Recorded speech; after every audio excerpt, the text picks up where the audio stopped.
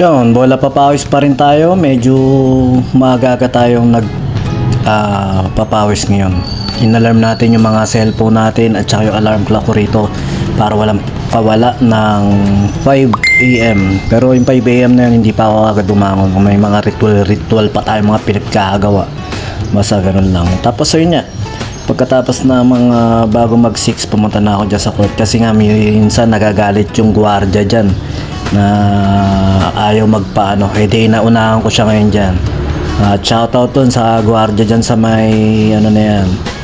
Minsan kasi ayaw magpalaro dyan sa malapit sa ano na yan. Eh kulob naman yung para mga office dyan. Tsak naman na hindi makakapasok yung ingay dun sa loob.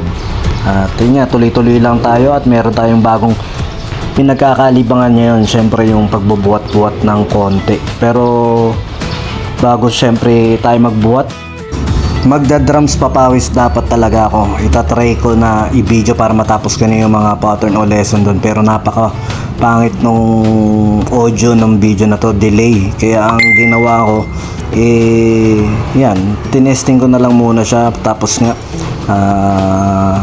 namimiss ko na rin talaga mag-drums papawis. At ito nga ako yung content development sa katawan natin dahil nga medyo matagal-tagal na rin tayo nagpapapawis at ngayon naman yung konting pagbubuhat dinagdag natin para kahit paano humulma naman at saka lumakas-lakas yung pulso natin ng konti sa pagtira-tira sa mga malayo.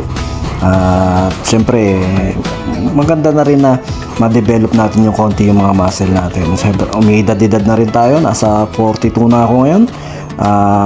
Siyempre naman proud tayo at blessing sa atin yung edad na ganyan ni Lord. Pero siyempre habang umidad niya, mas maganda mapalakas natin yung ating katawan. At meron niyang akong nabasa o napakinggan na pag hindi ka nag-umpisa magbuhat ngayon, balang araw pagtanda mo, hahanap ka o magbabayad ka ng taong magbubuhat sa'yo.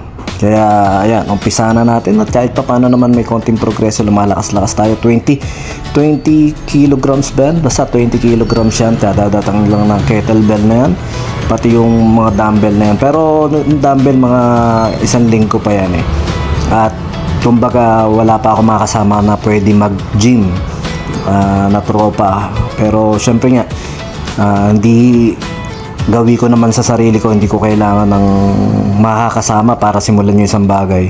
Ayan ang ano sa akin. At saka syempre sa Touchay Pancho, yan, binigyan ako ng bola na yan at 12 kilograms na nung galing kami sa inuman sa kanila.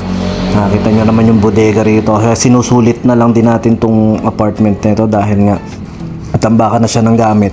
Tapos para pa siyang mini gym ko ngayon.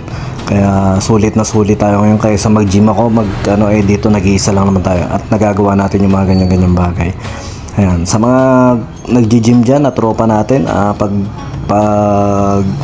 nag-gym kayo, sama nyo ako para kahit paano maka-experience ako ng tunay na gym. Dati kasi talaga nag-gym ako nung mga bata-bata ako. Siguro mga 21 years old ako.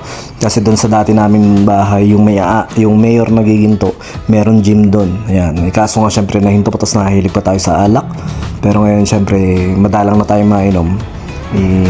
Pahalagaan natin yung ating kalusugan at marami naman akong oras dahil nga ang ginagawa ko nga dyan, pag nagkakausap ako ng client, pagkatapos ko walang oras, bubuhat ako ng bubuhat kasi nandito lang, tapos nakarelax naman yung muscle mo, buhat ka lang, tapos sit up ka lang ng konti, wala akong program na sinusunod, basta naisipan ko magbuhat, buhat. Naisipan ko ganyan. Pero syempre inaalam din natin yung pwede natin ma-develop. At saka syempre yung tiyan natin, pinagliliit natin ng konti at talagang bawas tayo sa kanan. Ayun lang.